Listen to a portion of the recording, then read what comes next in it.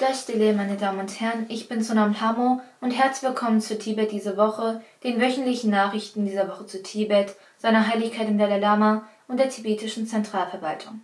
Schauen wir uns als erstes die Schlagzeilen an. Seine Heiligkeit der Dalai Lama zeigt sich besorgt über die Überschwemmungen in Europa.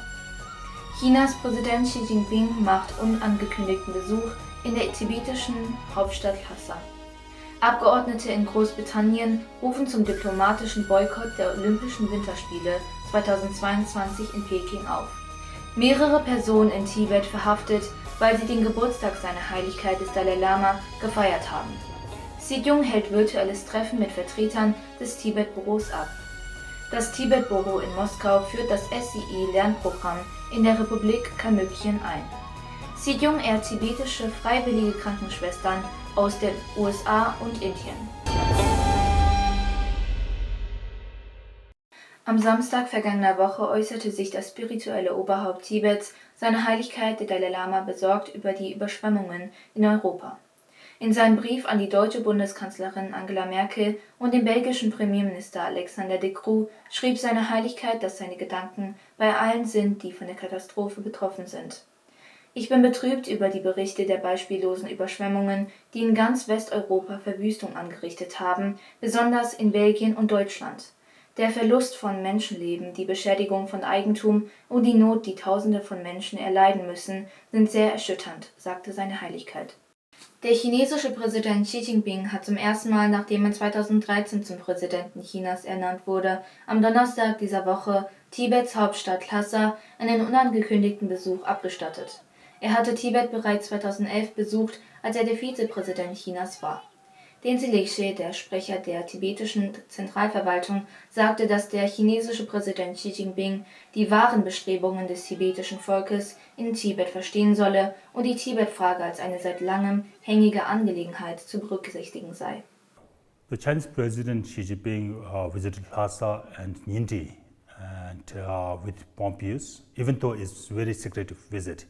So therefore, we believe that this is his first visit since he became president of China.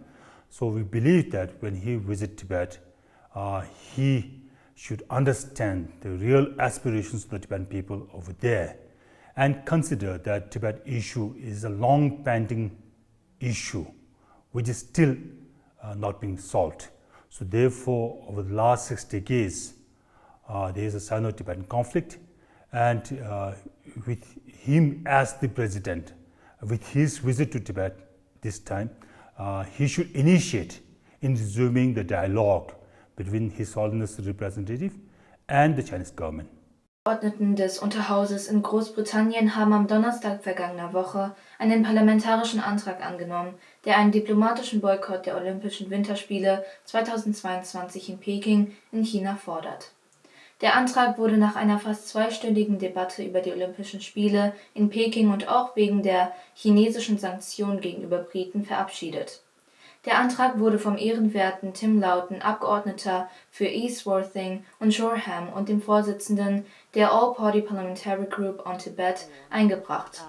Tim Loughton sagte in seiner Rede, dass die Olympischen Winterspiele 2022 nicht in einem Land ausgetragen werden sollten, dessen Regierung glaubhaft Massenverbrechen vorgeworfen wird. This House believes that the 2022 Winter Olympic Games should not be hosted in a country whose government is credibly accused of mass atrocity crimes and calls on the UK government to decline invitations for its representatives to attend the 2022 Beijing Olympic Games unless the government of the People's Republic of China ends the atrocities taking place in the Xinjiang region and lifts the sanctions imposed on UK parliamentarians, citizens and entities.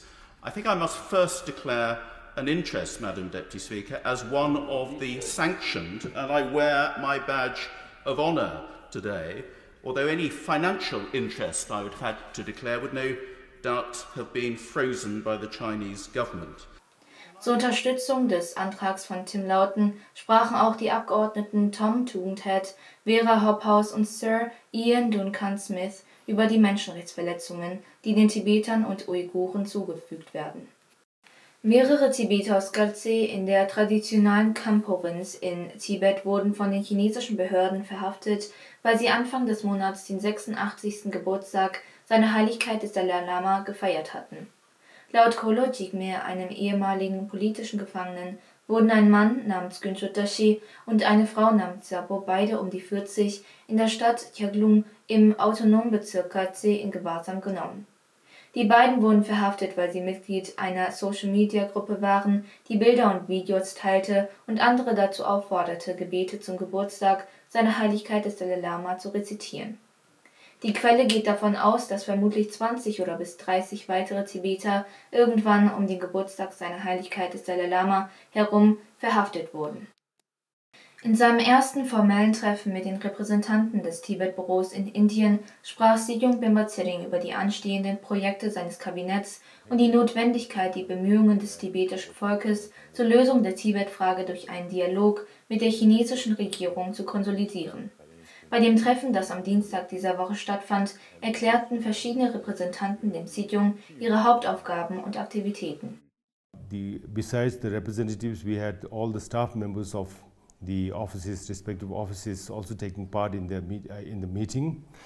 So basically, the Sejong explained on his position on various matters, political and both administrative, and in particular, he spoke on the roles and responsibilities of the officers of Tibet and of the representatives. And then he discussed also on the International Conference of Tibet Support Groups, and also on the World Parliamentarians Convention on Tibet. And he also spoke to them or discussed with them on the Tibet Advocacy Group. And this is a kind of a new kind of a activity that the Department of Information and International Relations is going to undertake in collaboration with the officers of Tibet and the Tibetan diaspora across the world. And then one particular thing he discussed and stressed its importance is on the survey, the population survey, which he is going to undertake very soon. And he discussed in length on the purpose and the need of this population survey that is going to be taken with the representatives and the staffs of the officers of Tibet. Das Tibet-Büro in Moskau hat am Samstag letzter Woche das Programm für soziales, emotionales und ethisches Lernen, kurz SEE Learning genannt, in der Republik Kalmykien eingeführt. Der Ehrenrepräsentant Deludul Gurumbache stellte SEE Learning dem Bildungsminister der Republik Kalmykien, Russische Föderation, Herrn Erdne Barina vor, der das Programm zur Implementierung in den Schulen akzeptierte und verschiedene Treffen mit Spezialisten, Pädologen und Lehrergewerkschaften abhalten wird, um einen geeigneten Zeitpunkt und Pläne für den Beginn der Implementierung in den Schulen in ganz Kalmykien zu bestimmen. Der SEE Learning Lehrplan wurde von vielen Schulen auf der ganzen Welt übernommen und in viele Sprachen übersetzt.